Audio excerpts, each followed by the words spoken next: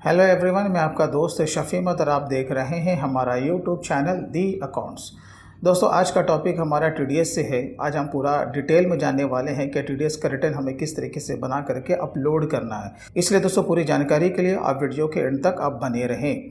और इसी तरीके से आप अकाउंटिंग एंड टैक्सेशन में महारत हासिल करना चाहते हैं और इस फील्ड में अपने फ्यूचर को ब्राइट एंड सैलरी को हाई के करना चाहते हैं, तो आप हमारे ऑनलाइन कोर्स को भी आप ज्वाइन कर सकते हैं। अभी दशहरा के शुभ अवसर पे इस पे एक्स्ट्रा 15% का डिस्काउंट दिया जा रहा है और ये डिस्काउंट केवल लिमिटेड पर्सन के ही लिए है। अगर आप इंटरेस्टेड हैं और इस कॉम्बो कोर्स को ज्वाइन करना चाहते हैं तो ये डिस्काउंट आप ले करके आप इसमें इनरोल कर सकते हैं। तो चलिए दोस्तों, आज के वीडियो हम लोग शुरू करते हैं। तो टीडीएस का रिटर्न बनाने से पहले जो मोस्ट इम्पॉर्टेंट चीज़ है वो ये है कि आपको डिडक्टिव का डिटेल्स बना के रखना है। आपको पता है कि मंथली मोड में आप टीडीएस का पेमेंट करते हो, राइट? तो जब हम लोग टीडीएस का पेमेंट करते हैं तो उसका हम लोग डिटेल्स भी बना के रखते हैं। तो आप के जितने भी नंबर ऑफ चालान्स हैं और उसमें जितने भी डिडक्टीज हैं उसका डिटेल्स आपको इस फॉर्मेट में कम से कम बना के रखना है, जो कि बहुत ही सिंपल सा फॉर्मेट है। यहाँ पे आपको डिडक्टी का नेम यहाँ पे देना है, उसका पैन नंबर, जिस फिगर पे आपने टीडीएस का डिडक्शन किया है वो फिगर आपको यहाँ पर देना है, कौन से डेट में आपने उसको अपने बुक में क्रेडिट किया है और कौन से डेट में उसका डिडक्शन किया है, ठीक है। उसके बाद कितना आपने टीडीएस काटा है और किस तारीख को आपने टीडीएस को डिपॉजिट किया है। और जब आपने डिपॉजिट किया तो जो कि चालान जब हम लोग पेमेंट करते हैं तो उससे हमें एक्नॉलेजमेंट कॉपी मिलती है, जिसे हम लोग सिम कहते हैं, चालान आइडेंटिफिकेशन नंबर। तो उसमें बीएसआर कोड रहता है, राइट, और उसमें चालान नंबर रहता है। तो आपको क्या करना है, इस तरीके से मंथली मोड में जब जब आप पेमेंट करेंगे तो इस तरीके डिडक्टिव का डिटेल्स आपको बना के रखना है। ओके, तो ये तो सबसे पहला काम हो गया। उसके बाद जो दूसरा जो हमारा काम होता है, तो जब हम लोग अपने रिटर्न को वैलिडेट करते हैं तो उसके लिए आपको CSI फाइल को भी डाउनलोड करना पड़ेगा। तो वो आप फाइल को इनकम टैक्स के पोर्टल से डाउनलोड कर लीजिएगा। जो लास्ट आपका जो बच जाता है वो आपका बच जाता है RPU यूटिलिटी सॉफ्टवेयर। बहुत सारे पेड सॉफ्टवेयर भी मार्केट में है, बट आप फ्री ऑफ कॉस्ट में टीडीएस का रिटर्न आप बना सकते हो। तो इसके लिए आपको कुछ नहीं करना है, यहाँ पर आपको गूगल पे टाइप कर देना है RPU यूटिलिटी, ठीक है। जैसे ही आप लोग यहाँ पर आप इसे इंटर आप प्रेस करोगे, यहीं पर आपको दिख जाएगा। आपको पहले वाले पे क्लिक कर देना है। यहाँ पर आपको डाउनलोड्स में जाना है, यहाँ पर ETDS, then quarterly returns, regular और करेक्शन। आप किसी पर भी क्लिक करें, बात एक ही है। चलिए स्क्रॉल करके आपको नीचे आ जाना है। जब आप नीचे आओगे तो यहाँ पर आप देखोगे यूटिलिटी वर्जन 4.8 है ना। तो आपको क्या करना है कि जिस भी क्वार्टर का आप रिटर्न बना रहे हो, अगर आप RPU यूटिलिटी का यूज कर रहे हो तो याद रखना, रिटर्न बनाने से पहले आपको देख लेना है कि जो आपने पहले से इंस्टॉल करके रखा है अपने पीसी में वो कहीं पुराना वर्जन तो नहीं है। तो आपको जो कि अपडेटेड वर्जन है वो आपको अपने पीसी में इंस्टॉल कर लेना है, जो कि मैं करने जा रहा हूँ, ठीक है। यहाँ पर देखें 4.8 है। और दूसरी चीज ये है कि इसके साथ साथ आपको जावा भी डाउनलोड कर लेना है। बिना जावा के ये सॉफ्टवेयर आपके सिस्टम में रन नहीं करेगा। तो चलिए हम लोग इसे तेजी से डाउनलोड कर लेते हैं। चलिए यहाँ से हम लोग इसे कॉपी करेंगे और ऑफ कोर्स जो कि हमारा C ड्राइव है हम लोग वहां पे इसे जाके पेस्ट कर देंगे। कंटिन्यू। अब आपको क्या करना है ना, ये आपका जिप में है, इसे हम लोग अनजिप करेंगे। तो इस पर राइट क्लिक करेंगे और आपको ले लेना है एक्सट्रैक्ट ऑल, देन एक्सट्रैक्ट, ठीक है। अब ये आपका जो नॉर्मल फोल्डर है उसमें कन्वर्ट हो गया है। इसके अंदर आपको चले जाना है और स्क्रॉल करके आपको नीचे आ जाना है। यहाँ पर देखिए ये वाले पे आपको क्लिक करना है, TDS_RPU_4.8। इस पे जब हम लोग क्लिक करेंगे तो ये हमारा सॉफ्टवेयर ओपन हो जाएगा। Then okay. अब आपको क्या करना है, यहाँ पर देखिए फॉर्म है, तो सिंपली इस पे आपको क्लिक करना है। आप जिसके लिए रिटर्न बनाने जा रहे हैं वो आपका सैलरी के अगेंस्ट में हो सकता है, नॉन सैलरी के अगेंस्ट में हो सकता है, या फिर NRI का अगर आपने टीडीएस काटा उसके अगेंस्ट में हो सकता है, या फिर TCS के अगेंस्ट में भी हो सकता है। तो हमारा जो टॉपिक है वो 26Q के अगेंस्ट में है। देन रेगुलर, अगर आप करेक्शन करना चाहते हैं तो आप इसी सॉफ्टवेयर से आप करेक्शन भी कर सकते हो, ठीक है। लेकिन हमारा क्या है ना कि ये रेगुलर है, हमारा कोई करेक्शन नहीं है। अगर पहले से फाइल आपका बना हुआ है तो ओपन आपको इस पर क्लिक कर देना है, तो आप अपने पुराने फाइल को यहाँ से आप ओपन कर सकते हो। अदर देन आपको क्लिक टू कंटिन्यू पे आपको क्लिक कर देना है। चलिए देखिए, यहाँ पर 3 ही पड़ाव होता है। यहाँ पर सबसे पहला जो आपका पड़ाव मिलेगा वो क्या मिलेगा, आपको फॉर्म के बारे में मिलेगा, ठीक है। उसके बाद जो सेकंड मिलेगा आपको जो चालान है, जितने भी आपके पेड चालान है ना जिस क्वार्टर में, उसका डिटेल्स आपको देना है और उसके अगेंस्ट में आपको डिडक्टी का डिटेल्स देना, बस इतना सा काम करना। तो पहले हम लोग फॉर्म में, तो देखिए फॉर्म में बहुत ही सिंपल है। मैं आपको बताता हूं कि आपको किस तरीके से इसे फिलअप करना है। अब यहाँ पर आप देखोगे क्वार्टर भी आपका हाईलाइटेड नहीं है, तो आपको टेंशन नहीं लेना है, अभी आपका हाईलाइटेड भी हो जाएगा। जैसे ही यहाँ पर टैन नंबर और अपना कंपनी का पैन नंबर डालोगे, फाइनेंशियल ईयर लोगे, ठीक है, बाय डिफॉल्ट यहाँ पर वो आपका जो क्वार्टर है वो इनेबल हो जाएगा। आप वहां से अपने क्वार्टर को सेलेक्ट कर लेना। तो यहाँ पर देखिए आपको अपने कंपनी का यहाँ पर टैन नंबर डालना, बहुत ही सिंपल है। उसके बाद यहाँ पर आपको फाइनेंशियल ईयर को सेलेक्ट करना है। असेसमेंट ईयर बाय डिफॉल्ट आपका सेलेक्ट हो जाएगा। टाइप ऑफ डिडक्टर, जिस नेचर की आपकी कंपनी है, इंडिविजुअल है, आपका प्राइवेट लिमिटेड है, कॉर्पोरेट सेक्टर है, यानी कि जो भी है वो आपको यहाँ पर से सेलेक्ट करना है। प्लस आपको अपने कंपनी का पैन नंबर यहाँ पे देना है। उसके बाद यहाँ से लेकर यहाँ तक आपको किसी में कुछ भी करने की जरूरत नहीं है। ये रिवाइज रिटर्न के लिए, ठीक है ना, जब हम लोग करेक्शन करते हैं वो इसके लिए। तो ये पहला जो है पार्टिकुलर ऑफ स्टेटमेंट, इसका काम खत्म हो जाता है। उसके बाद हम लोग आते हैं सेकंड में। यहाँ पर आपसे क्या बोल रहा है, पार्टिकुलर्स ऑफ डिडक्टर, ठीक है। अब यहाँ पर आपको और भी कंपनी का डिटेल्स यहाँ पर पुटअप करना है। ऊपर में तो कंपनी का पैन टैन हो ही गया। अब यहाँ पर उसका एड्रेस देना, जो कि बहुत सिंपल है। क्या है भाई, सबसे पहले कंपनी का नाम यहाँ पे देना है, ठीक है। अगर सरकारी विभाग से आप बिलोंग करते हो तो मिनिस्ट्री डिपार्टमेंट नेम यहाँ पर से आपको दिख जाएगा। आप यहाँ पर से स्क्रॉल बटन से आप सेलेक्ट कर सकते हो, ठीक है। अगर कोई ब्रांच है तो यहाँ पर देंगे, नहीं है तो इसे ब्लैंक नहीं छोड़ सकते, नॉट एप्लीकेबल मार के आपको आगे निकलना है। उसके बाद स्टेट नेम आपको यहाँ पर लेना है। और बेसिकली जैसे कि मैंने कहा कि ये वाला जो पूरा जो आपका जो टेबल दिया हुआ है वो एड्रेस से रिलेटेड है। तो यहाँ पर जो मैंडेटरी है, फ्लैट नंबर, स्टेट, ये सब आपको देना है। कंपनी का ईमेल आईडी, ठीक है, उसका ईमेल एड्रेस, उसका पिन कोड, ये सब मैंडेटरी है तो देना ही देना आपको है। उसके बाद जो यहाँ पर एक चीज दिया हुआ है कि भाई अगर आपका लास्ट रिटर्न के बाद अगर इसका एड्रेस चेंज हुआ है तो आप यहाँ पर से यस करोगे। अदर दिन क्या रखना है, आपको नो रखना है, ठीक है। और यहाँ पर ये ऑप्शनल है, क्या, GSTN का नंबर अगर आप देना चाहो तो आप दे सकते हो, कोई दिक्कत वाली बात नहीं है। लेकिन आप इसे ब्लैंक भी छोड़ दोगे तो कोई दिक्कत नहीं है। और लास्ट जो पड़ाव बच जाता है हमारा ये थर्ड वाला क्या बोल रहा है, रिस्पॉन्सिबल पर्सन, यानी कि कंपनी अलग होती है और जो कि TDS का डिडक्शन करेगा, ऑफ कोर्स कोई पर्सन करेगा ना, तो रिस्पॉन्सिबल पर्सन का डिटेल्स यहाँ पे पूरा देना, उसका क्या नाम है, उसका पैन नंबर, उसका पूरा एड्रेस विथ ईमेल, उसका मोबाइल नंबर, ठीक है। और यहाँ पे अगर उसका भी एड्रेस वगैरह चेंज हुआ है लास्ट रिटर्न में के बाद तो आप यहाँ पर इसे यस करेंगे, अदर देन नो रखेंगे। यहाँ पर जो मोस्ट इंपॉर्टेंट चीज है वो ये है कि जैसे कि आप रेगुलर वे में TDS का रिटर्न फाइल करते चले आ रहे हो, तो यहाँ पर आपसे पूछ रहा है क्या आपका अर्लियर TDS का रिटर्न फाइल हुआ है, तो यहाँ पर आपको दिखेगा यस या नो। अगर रिटर्न फाइल हुआ है ऑफ कोर्स आप इसे यस करेंगे। और उसका रिसिप्ट नंबर यानी कि टोकन नंबर जो कि 15 डिजिट का होता है, यानी कि 15 डिजिट का, जो कि आपको कॉपी मिला होगा आउटसोर्सिंग से अगर आपने अपलोड करवाया है, जैसे कि NSDL है, कार्वी है, तो वो आपको इनवॉइस दिया होगा, उस पर टोकन नंबर दिया रहता है, वो आपको यहाँ पर पुटअप करना है, ठीक है। या नहीं तो आपने अगर खुद से इनकम टैक्स के पोर्टल पे अपलोड किया है तो वहां से भी आपको मिल जाएगा। तो फॉर्म में बस आपको इतना सा ही काम करना। उसके बाद जो सेकंड जो ऑप्शन आता है वो चालान का आता है, ठीक है। तो सबसे पहले हम लोग क्या करते हैं ना कि अपने फॉर्म को फिलअप कर लेते हैं। तो देखिए मैंने यहाँ पे फॉर्म को फिलअप कर लिया है, आपको इसी तरीके से फिलअप कर लेना है, ठीक है।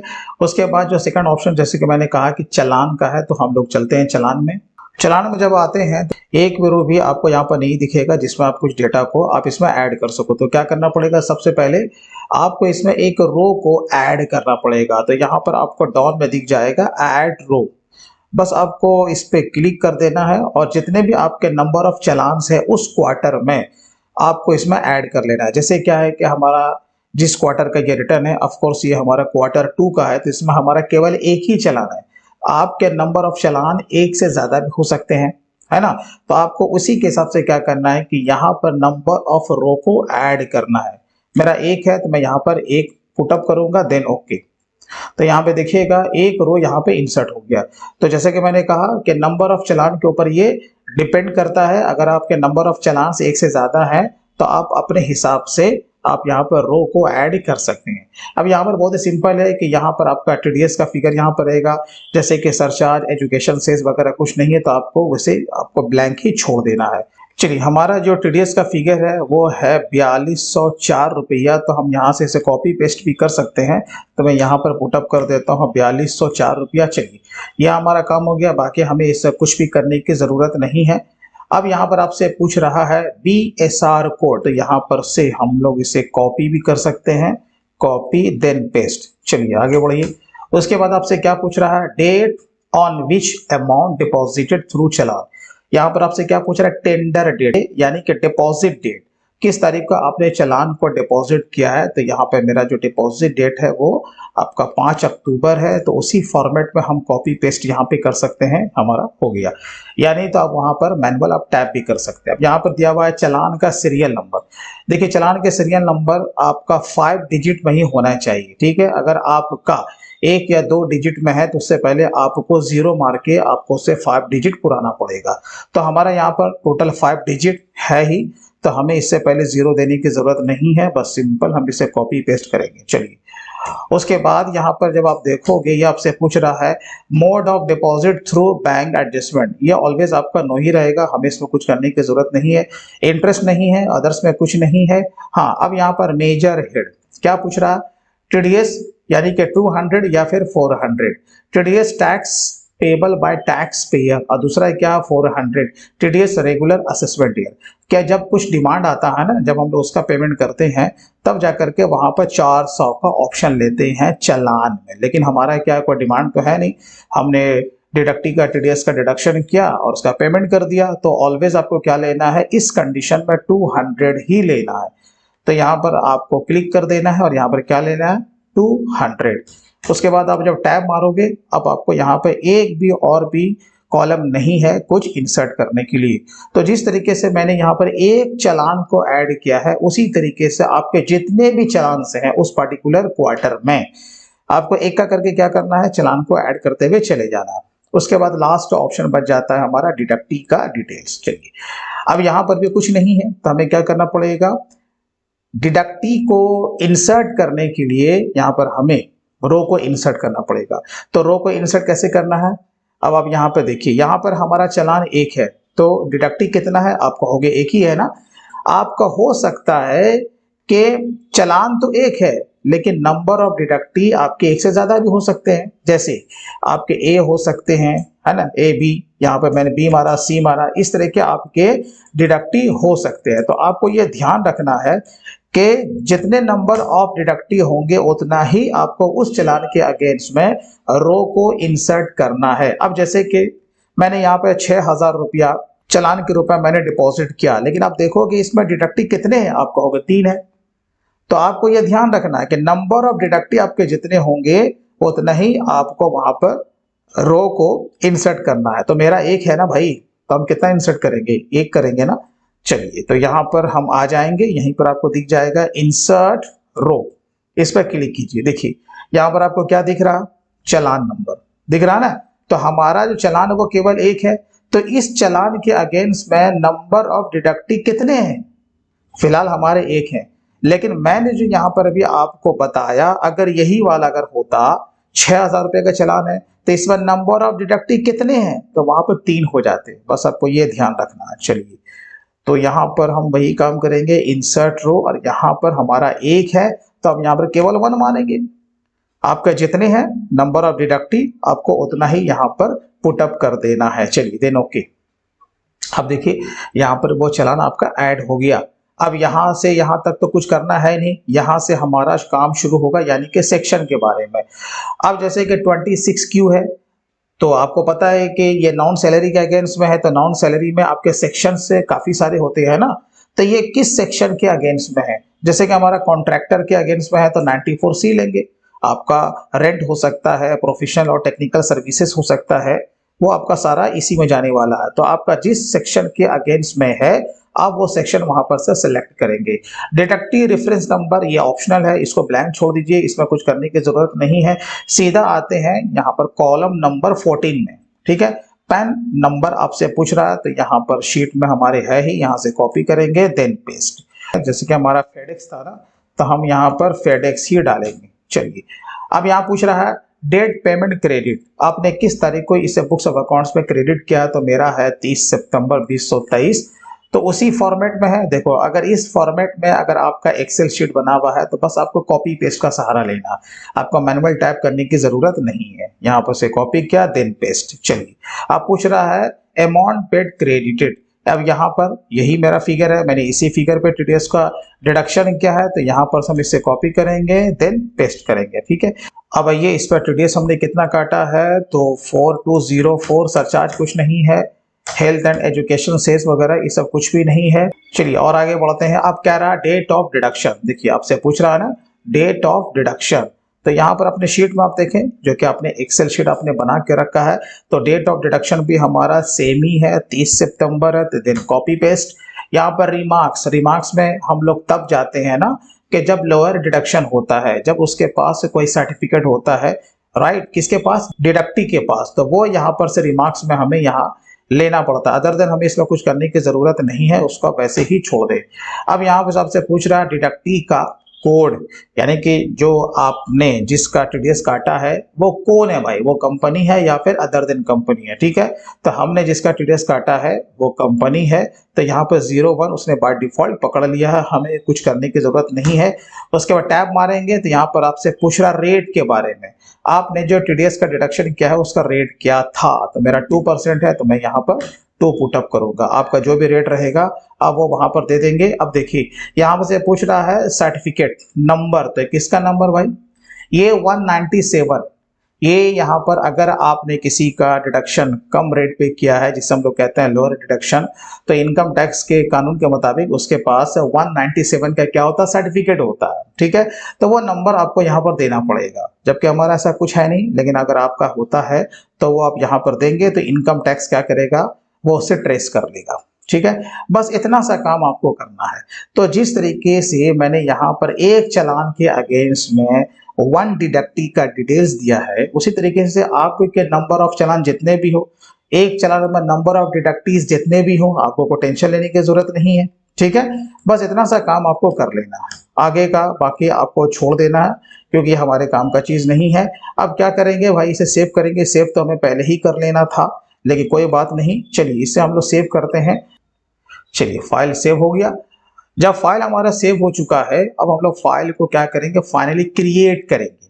तो यहाँ पर आपको क्रिएट का टैब भी दिख जाएगा, बस आपको इस पर क्लिक कर देना है। चलिए यहाँ पर कह रहा है चलान इनपुट फाइल नेम, यानी कि CSI फाइल, ये पहला वाला ऑप्शन में जो ब्राउज करना है वो CSI फाइल। चलिए इसे सेलेक्ट कर लीजिए, और सेकंड वाले में जो कि मैंने RPU यूटिलिटी में जो कि फाइल बना करके सेव किया है, यानी Q2 जिसका मैंने नाम रखा है ना Q2, उसे हमें सेलेक्ट करना। तो ब्राउज कीजिए और इसे लीजिए और इसे वैलिडेट कीजिए। देखिए यहाँ पर क्या लिख के आ रहा, फाइल वैलिडेटेड सक्सेसफुली। चलिए उसी फोल्डर में वो आपको लेकर के आएगा, ये रहा 27A, राइट है। अब सवाल ये है कि अब हमें इसे अपलोड करना। तो देखो ये जो अपलोड होता है वो 2 तरीके से होता है। एक तो आप कार्वी के ऑफिस में ये पूरा फोल्डर लेकर के जाओ, प्लस ये 27A का प्रिंट आउट अपना जो भी आपका डायरेक्टर है, यानी कि जो रिस्पॉन्सिबल पर्सन है उसका वहां पर साइन लो, कंपनी का सील लगाओ और कार्वी लेकर के चले जाओ, ठीक है, वो अपलोड कर देगा। दूसरा है कि आप खुद से इनकम टैक्स के पोर्टल पे इसे अपलोड कर सकते हैं, जो कि बहुत ही सिंपल है, मैंने भी इसके ऊपर वीडियो बना रखा है। तो इस तरीके से बहुत ही इजी वे में आप टीडीएस का रिटर्न बना करके आप इनकम टैक्स के पोर्टल पे या फिर कार्वी ऑफिस में जा करके आप इससे अपलोड करवा सकते हैं। तो दोस्तों मैं उम्मीद करता हूं कि ये वीडियो आपके लिए काफ़ी लाभदायक साबित हुआ होगा। अगर वीडियो अच्छा लगा हो तो कम से कम अभी से लाइक ज़रूर कीजिएगा, और अभी तक अगर आपने हमारे चैनल को सब्सक्राइब नहीं किया तो प्लीज़ कर लें और बेल पर भी ज़रूर क्लिक करें। तो चलिए दोस्तों फिर मिलते हैं किसी दिन किसी नए टॉपिक के साथ, तब तक के लिए take care and bye bye.